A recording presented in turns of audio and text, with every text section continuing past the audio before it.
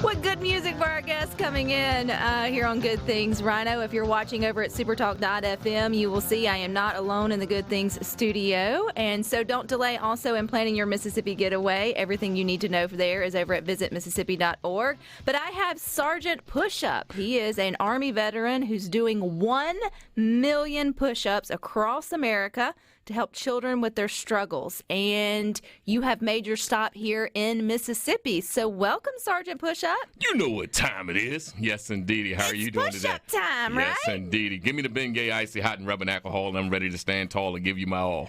Well, and you're doing all you can to at least raise awareness and, again, bring, children the opportunity to feed them, to help with bullying. So where did all of this start, Sgt Pushup? You weren't born Sgt Pushup, so how did you get this started? Well, in Baltimore, I just saw the division that we had within the country, and I said, you know what, I'm going to do something that's fun. So I started doing jumping jack with police officers and just different citizens, and I have a portable hopscotch mat. I have jacks, the steel jacks that you play with. I have the little bat and ball, and I would just meet people, and we would have fun, the double dutch rope. And one day I got 600-something people together, and we were down at the harbor in Baltimore, and it just blew up from there. And across the street was a Chick-fil-A. A homeless person asked me for something to eat. I gave them a couple bucks, and the Chick-fil-A manager came out and said, hey, you know what? I'll give you a sandwich for every 10 push-ups that you do. And I was like, really?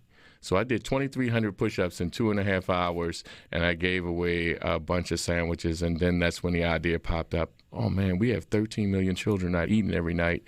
I'm going to do push-ups to feed kids in Maryland first, and then, boom, across America. So do you map it out, Sgt Pushup, where you want to go, or was there a little bit more thought process on what got you here to Mississippi? Well, it depends on my vehicle and where it allows me to go. So I did it. I've gotten over 400,000 meals for children so far, and I've actually done over 1 million push-ups. For those that follow me, they'll see me where I had to get acupuncture in my arms to get my arm to work because I couldn't do push-ups for a couple months. So I started I started going down the East Coast, and then I went all the way down the East Coast doing 1,000 push-ups at each city and giving out these books. As I gave out these books, I would call the food bank, and then I went from one side of the coast on the east coast of Florida, came up on the other side, and I drove all the way out to California. Because it's the other piece of your story, Sgt Pushup, is the fact, yes, you come into town, you create a big awareness event, but then you leave with material specifically for kids. What was the first book you started with? The first book I started with was Sgt Pushup Comes to the Rescue, and it's a book on bullying because I was beat up a lot in elementary school. And since I was born in the dark ages, there was no Facebook or Instagram or anything like that, but I still felt horrible. Now I'm looking at the kids and everyone's playing that on Facebook and everywhere. It's just huge. It's heightened.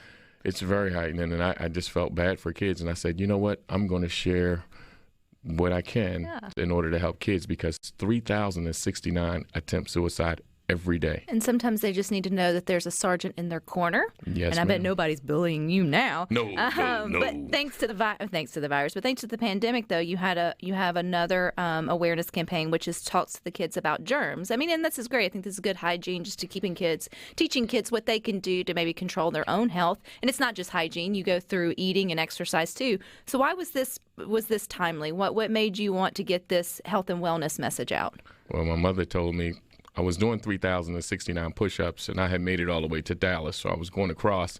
And she said, if you don't get your behind back here, I am not going to fly and get you. I don't know what this virus is, but you need to come home. So when I went back to Maryland, which I stay in between Maryland and Alabama, she was like, what are you going to do? And I said, you know what? I need to create a book on germs, but one that's not fearful. Right. One that's teaching children how to eat, how to take care of their parents, how to exercise, social distance, but I'm going to be creative in a way. I don't want them to be fearful that we can't beat this virus. That you within have the this tools book- to do it. Yeah. Yes, and that's what I put in the book. Just let them know that, hey, listen, we're the greatest country on earth. Everyone's going to follow us, and guess what? You are a great citizen as well, but we're going to lead the way, and we're going to beat this virus, and that's what the book talks about. And you made your way to Mississippi. I think you showed up the Mississippi Food Network last night or this morning. Goodness, I get my days mixed up. Wednesday. That was yesterday. Yes, Yes, you're starting to say days like I am. Yes. Like Oh, my last goodness. week, and it was yesterday or whatever it may be. Well, Mississippi Food Network is Mississippi's only Feeding America food bank. They help over 600,000 Mississippians each year navigate hunger and food insecurity. So they're definitely a worthy organization. I think they've moved over 20 million pounds of food the last fiscal year for Mississippians. So you stopped at the right spot. So did you just pop in and say, I want to do push-ups for you? Yes, I sure did.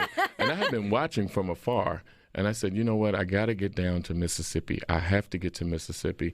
So I was over in Atlanta. I had to drop a kid off to their college. And I said, you know what? I smell Mississippi. It's time to go. And here I am doing push-ups. And it was Tuesday. It was Tuesday afternoon, yes. So, because I saw on Mississippi Food Network's Facebook page where you've already been there, you were in the warehouse getting some of your warm-up push-ups in. Yes. But this is all leading up to a pretty big event coming up tomorrow morning. So where will you be and what will you be doing? I'll be in the freezer doing 1,000 push-ups, and I want Mississippians to match my push-ups with donations to that food bank.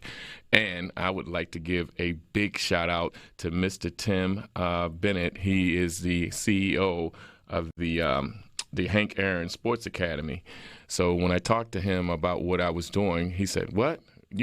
I tell you what. Not only am I going to have books for kids, so he sponsors some books, but I'm also going to have some meals. So we got 300 meals for children already, and that's from Mr. Bennett, the CEO of the Hank Aaron Sports Academy, and also Mr. Gowdy, Mr. Rowdy Gowdy. He has done some books over there at Gowdy Autoplex. And so I'm looking for Mississippians to put me to work tomorrow, make me do these push-ups, but it's not about the push-ups. Right. The thing about it is I'm willing to die for everybody's children, for everybody's child. So this is bigger than push-ups. I don't care about Guinness Book because I can do that. I sold my Mustang and I started walking. Nothing more than I loved than a Mustang and to hear that roar. But you know what? I don't want a child to go to bed in the greatest nation on earth because I was selfish enough that, I want to hear my Mustang rumble. No, I don't want to hear a child's stomach rumble. And whatever it takes until my last breath, I'm going to put this message out about bullying. I'm going to put this message out about children and hunger. 13 million every night. That's ridiculous. 1 in 5 here in Mississippi suffer from food insecurity or hunger.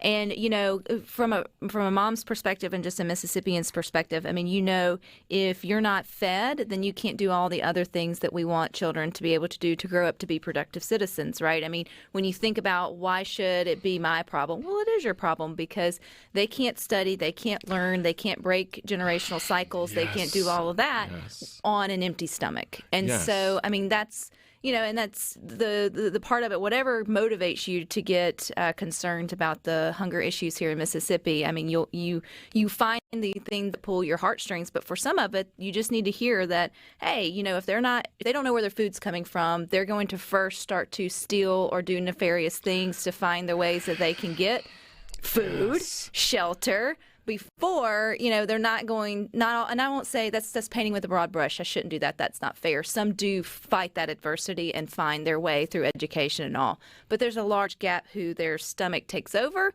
their personal choices, and they find themselves putting their faith in other things just to get a hamburger or just to get a meal or just to get whatever, because that's human survival comes first. And so if you can just do that part, you're setting the stage for them to then have the opportunity and their needs met to be able to do the other things we would like to see all children grow up to do, which is get an education, be productive, break generational cycles, laugh, smile, play sports, do push-ups.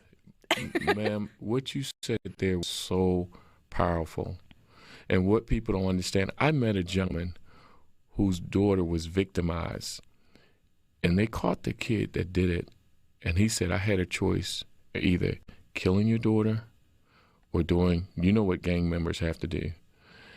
And that crushed me. And I thought, I don't have children, but I have nieces and nephews. If I can do push-ups to help someone else's child, then that's what I need to do to help the children in the red, white, and blue. Absolutely, and you can stick with us here on Good Things. We got a little bit more with Sgt Pushup coming up next. And we're rounding out Good Things today with Sgt Pushup. He is an Army veteran who's doing 1 million push-ups across America to help children with their struggles like hunger, bullying, and with educational materials, and the latest ones on germs and hygiene. But Sgt Pushup, we got people on our text line who's like, who's Sgt Pushup? Who's the person behind the push-ups? Patrick Parker is my name. Helping children is my thing. And it is your thing that you are succeeding in, but it takes all of us to also, help you out with this awareness piece. Now, tomorrow, when do you start your 1,000 push-ups at the Mississippi Food Network? So I am going to be there at 6 o'clock in the morning. You'll know when you go to work. You'll smell the Bengay, icy hot, and rubbing alcohol in the air, so you'll know I'm going to work.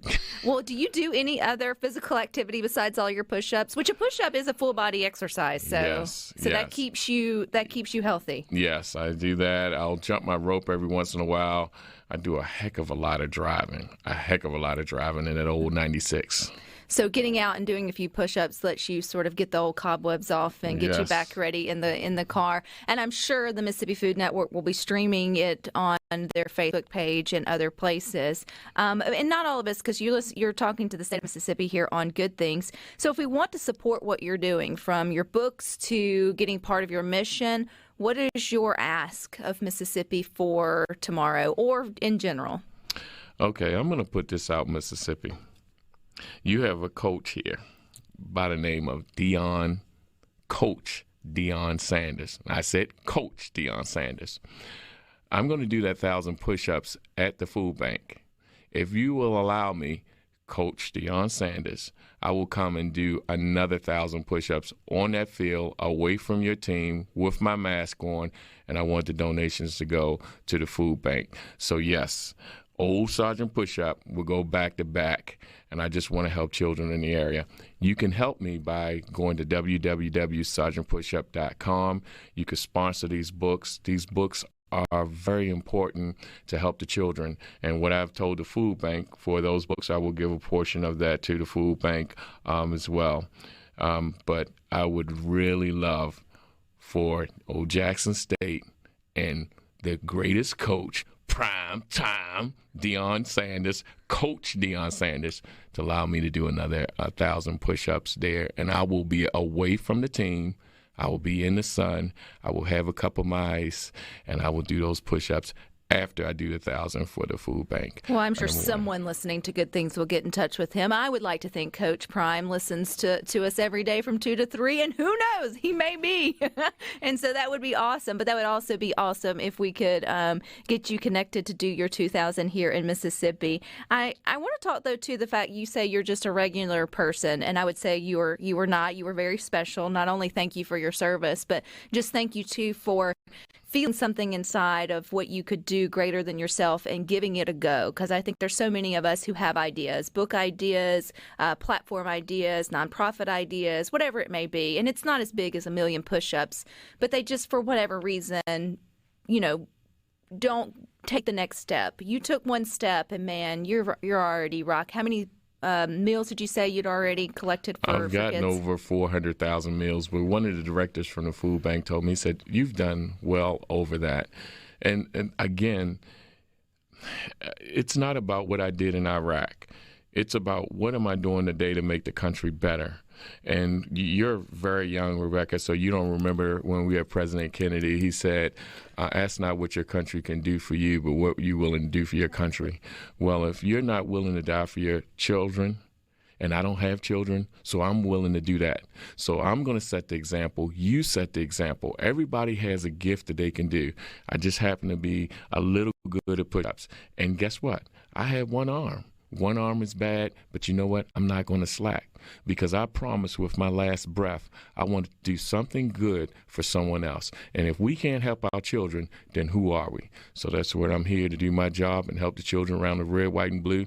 And I need the help of you, and you. You, and Mississippi is now on his stop. I mean, he stopped here in central Mississippi at the Mississippi Food Network tomorrow to do 1,000 push-ups. Hopefully, he'll find his way to the Jackson State campus to do another 1,000. But we can all get involved just by following what you do, being inspired by your words, putting the action to our thoughts. I think we all just need a little bit of encouragement to take that next step. It's okay if you don't wind up doing 1,000,000 push-ups, but, whatever it is that you know that you can do to sort of pay good forward. I think that's a good message and mission today. I also think that if you check out SuperTalk's Instagram later on after Good Things, you may or may not find a video of Sgt Pushup and myself going, I would say toe to toe, but is it shoulder to shoulder? You got it. You know what time it is. I don't know if I can make 1,000. But you know what?